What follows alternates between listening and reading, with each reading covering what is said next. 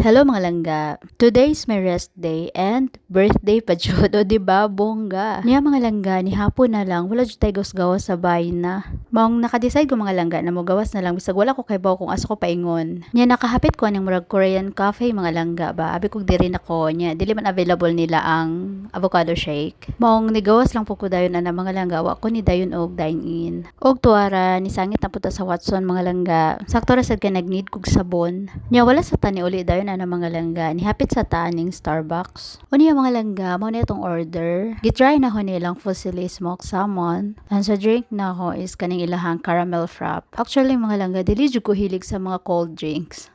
Puro lang jud ko ana hot coffee, mga latte, ana. Sagad ang order is mga brewed coffee lang ana. Pero tungod sa kainit sa panahon karon mga langga, gusto na lang sad ko magsigig inom og bugnaw na mga drinks. Bisan sa trabaho mga day, ako yung tubig ana is warm. Pero karon mga langga, tagpuno ang ice ibutang oy. Tungod bitaw sa kainit sa panahon karon, may gani kani ko ana nag-start nag-uwan diri sa Manila.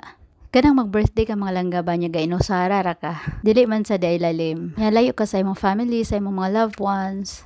Tama na lang mo sa video call na. Utog kamingaw mga langga. O niya mga langga, wag gakaon ko ana, gahunahon ako kung order pa ba ko dessert. Kay palitan no tanah cake akong kaugalingon ba kay it's my birthday man sad.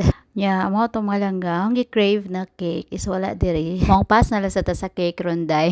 Sunod birthday na lang sad. Og mao ra to mga langga for today's video. Thank you.